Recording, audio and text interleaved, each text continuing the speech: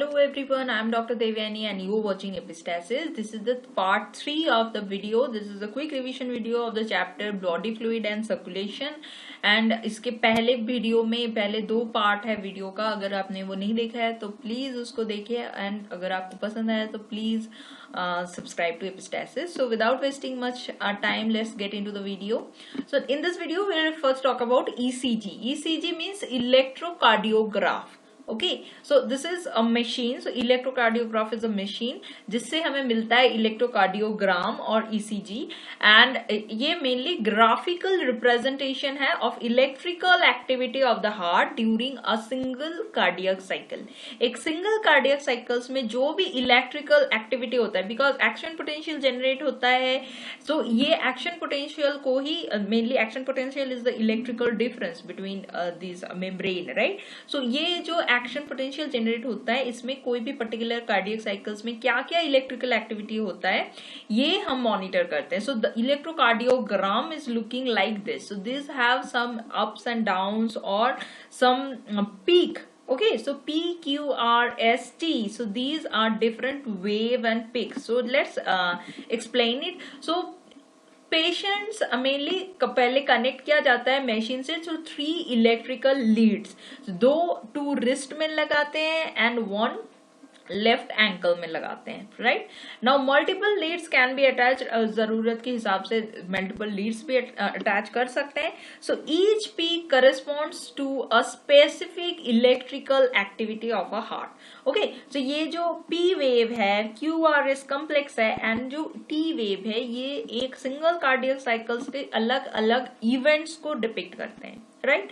जैसे P wave, so first is P wave, electrical excitation, that means depolarization of the atria, okay, and leads to the contraction of both the atria. हमें पता है, हम पहले पढ़ चुके हैं नर्व वाले चैप्टर में, जहां पे एक्शन पोटेंशियल मीन्स जो भी ये एक्शन पोटेंशियल जनरेट होता है वो पोलराइज स्टेट में, relax state means polarise states में रहता है. यहां से डीपोलराइजेशन मीन एक्साइटेशन होता है. So electrical excitation of the atria, जो आर्ट्रिया जो जॉइंटली कॉन्ट्रैक्ट होता है and its leads to the contraction of both the atria, that means atrial systole. ये एट्रियल सिस्टोल को डिपिक्ट करता है P wave. Okay, next come to the QRX complex. ये है depolarisation of ventricles which initiates ventricle contraction. ये किसके through होता है? AVN, AV bundle of His and सारे वेंट्रिकुलर मस्क्यूलेचर इसके थ्रू होता है. सो ये depolarisation of ventricles, mainly ventricular contraction होता है and start shortly after Q and marks the beginning of the systole. ये mainly start shortly after Q. So this is Q. This is Q. ये Q के थोड़े ही बाद ये ventricular contraction शुरू होगा एंड ये S तक ये आएगा, right. So this is QRX complex and marks the beginning of the systole. Okay, so next last one. So ये कॉम्प्लेक्स में क्या होगा? डीपोलराइजेशन होगा, वेंट्रिकुलर कंट्रैक्शन हो जाएगा. वेंट्रिकुलर कंट्रैक्शन के बाद जब फिर से सिस्टोल होगा उसके पहले तक ये पूरा कॉम्प्लेक्स आता है. Okay, QRS. Okay, next last one is T wave. So this is T wave. So this is T wave. ये T wave डिपिक्ट करता है क्या? Return of ventricles from the excited to the normal state. That is called repolarization. And end of T means end of the systole. मतलब फिर से वो action potential generation के लिए और फिर से नेक्स्ट डायस्ट्रोल के लिए रेडी हो चुका है. सो T wave is the end of all the systole. Okay, so P wave next QRX का P wave means atrial contraction, QRS ventricular contraction, T wave is end of systole, right. So number of QRX complex is equals to the heartbeat rate. So हम ये ECG में क्या होता है कि जितना ERS complex generate हो रहा है पर minute is equal to the heartbeat rate and any deviation from the maximum 72 beats per minute इसके थ्रू इसमें कोई भी deviation होगा is equal to or it means that there is some abnormality or disease is there. Okay, now come to the cardiac cycle.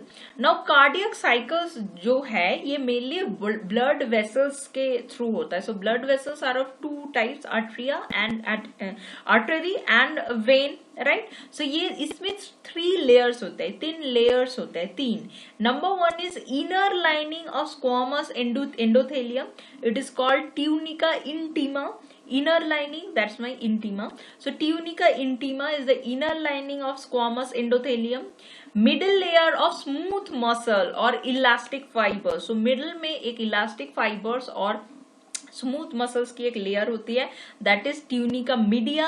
And the external layer of fibrous connective tissue of collagen fiber, it is tunica externa. Okay, so बाहर से अंदर की तरफ अगर आए तो tunica externa, then medium वाला smooth muscles का tunica media, and last one is tunica intima. So this is the layers of artery और these are the lining of artery और वेन. सो ये मेनली वेन्स में thin होते हैं. Okay, so next heart का जो right ventricle and left ventricle है उसमें 2 डबल सर्कुलेशन है हार्ट, ह्यूमन हार्ट में.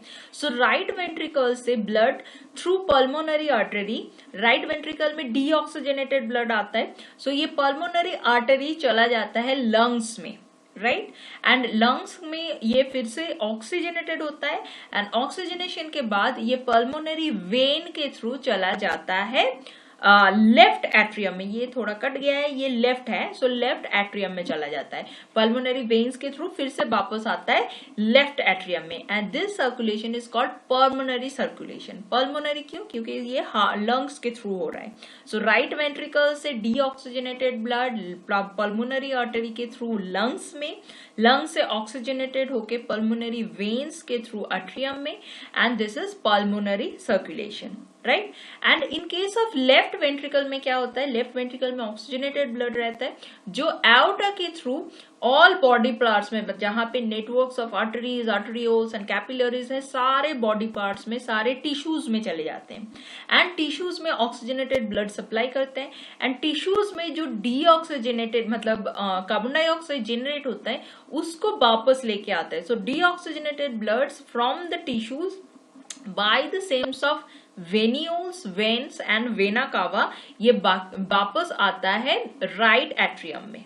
ओके, सो यहाँ पे अपार्ट फ्रॉम लंग्स में ये आर्टरी एंड वेन ऑपोजिट काम करते हैं. ऑल द अदर पार्ट्स में arteries mainly oxygenated blood supply करते हैं and veins deoxygenated blood supply करते हैं in other parts of the body. But lungs में ये ऑपोजिट है. लंग्स में डीऑक्सीजनेटेड ब्लड जाता है पल्मोनरी आर्टरी से के थ्रू, एंड ऑक्सीजनेटेड ब्लड वापस आता है पल्मोनरी वेन्स के through, right. So this all the body parts, so this system left ventricle वाला circulation is called systemic circulation. Okay, so double circulation in case of human, one is pulmonary circulation where lungs are involved and other one is systemic circulation, right. So this is the figure. So यहाँ lungs से pulmonary vein के through ये oxygenated blood है, ये pulmonary vein के through आ जाता है left atrium में. यहाँ से लेफ्ट वेंट्रिकल से ये डॉर्सल एओर्टा के थ्रू चला जाता है सारे बॉडी पार्ट्स में. बॉडी पार्ट्स में ये ऑक्सीजन को दे देता है, एंड बॉडी सारे टिश्यूज में जो कार्बन डाइऑक्साइड जनरेट होता है उसको वापस लेके ये through artery. So this is arteries and this is when. So when के थ्रू ये चला जाता है वेना कावा. वेना कावा से ये वापस आता है राइट एट्रियम में, राइट एट्रियम से राइट वेंट्रिकल्स में, राइट वेंट्रिकल्स से पल्मोनरी आर्टरी के थ्रू चला जाता है लंग्स में. ओके, एंड लंग्स में फिर से ऑक्सीजनेटेड बनता है एंड पल्मोनरी वेन के थ्रू फिर से सारे बॉडीज में जाते हैं. ओके, सो इधर जो ऑक्सीजनेटेड ब्लड कैरी करता है हर सारे बॉडी पार्ट्स में, this is through artery. Artery में ये 3 लेयर बहुत ही थिक है, राइट. वेन में ये 3 लेयर्स, मिडल वाला लेयर रहता ही नहीं है, तो ये बहुत ही थिन होता है. सो दिस इज बहुत ही कम, मिडल लेयर बहुत ही कम रहता है. सो this is very thin layer present in case of when. So lumen का साइज बड़ा होता है, या आर्टरी में लूमेन का साइज कम है. सो स्मूथ मसल्स यहाँ पे इतना ज्यादा है, यहाँ पे स्मूथ मसल्स ऑलमोस्ट बहुत ही कम है. Okay, so this is the circulation, double circulation of heart. Now this, ये जो सिस्टमिक सर्कुलेशन है, ये सारे बॉडी में provides nutrition, oxygen, other essential substances of the tissues and takes carbon dioxide and other harmful waste substances away. Now come to hepatic portal system. So hepatic portal system जो है ये unique vascular connection है between digestive tract and liver. So it is called hepatic portal system. So यहाँ पे hepatic portal vein जो है that carries blood from intestine to the liver before it delivered to the systemic circulation. So it is a special different type of portal system and it is called hepatic portal vein. And coronary system exclusively for circulation of blood to and from the cardiac musculature. Right now, regulation of heart activity, normal activity of heart is mainly auto regulated. Okay, so it is regulated intrinsically, it is auto regulated and it is regulated by nodal tissue, hence it is called myogenic. That's why heart is called myogenic heart. Okay, so a special neural center is present for this thing, and it is present in medulla oblongata, and it is a moderate the cardiac function. So it's this special neural center moderate the cardiac function through autonomic nervous system. And क्या होता है इसमें, sympathetic nerves which is a part of autonomic nervous system signal देता है, neural signal देता है, and ये increase कर देता है रेट ऑफ हार्ट बीट को, and the strength of ventricular contraction, cardiac output, सब कुछ इससे बढ़ जाता है. पैरासिम्पैथेटिक न्यूरल सिग्नल जो एक अनदर कंपोनेंट है ऑफ ऑटोनोमस नर्वस सिस्टम, ये सिग्नल देता है, एक न्यूरल सिग्नल देता है जो डिक्रीज कर देता है रेट ऑफ हार्ट बीट को. So decrease the rate of heart beat, speed of conduction of action potential. Right, next is and also the cardiac output. Next is some adrenal medullary hormones can also increase the cardiac output. Adrenal medullary hormones जो होते हैं वो cardiac output को increase कर सकता है. Now come to the disorders of circulatory system. First one is hypertension, जहाँ पे BP, that means blood pressure जब 120 by 80 जो होता है, इससे जब ज्यादा होता है it is called hypertension. So 120 mmHg is equals two is means that systolic pumping. चले जाओ. 120 mmHg जो होता है that is systolic pumping pressure, और सिस्टोल में जो प्रेशर होता है that is 120 mmHg and 80 mmHg is the diastolic और रेस्टिंग प्रेशर. ओके, नाउ ये जो जब भी ये 120 by 80 से ज्यादा हो जाएगा इसको हम बोलेंगे hypertension. So this disease called hypertension. And repeated checks में अगर वो 140 by 90 और हायर आया तब इसको हम हाइपरटेंशन बोलेंगे, and its leads to some type of heart disease, affect brain and also kidney. Okay, next disease is coronary artery disease or CAD. Okay, it is also called atherosclerosis. It affects vessels that supply blood to the heart muscle. जो भी vessels supply करता है blood heart muscles में, ये उसको affect करता है, and it mainly caused by deposition of calcium, fat, cholesterol, fibrous tissues, etc. Right, and it makes the lumen of the artery narrower. So lumen artery का lumen narrow हो जाएगा तो कम blood supply होगी. So this is coronary artery disease.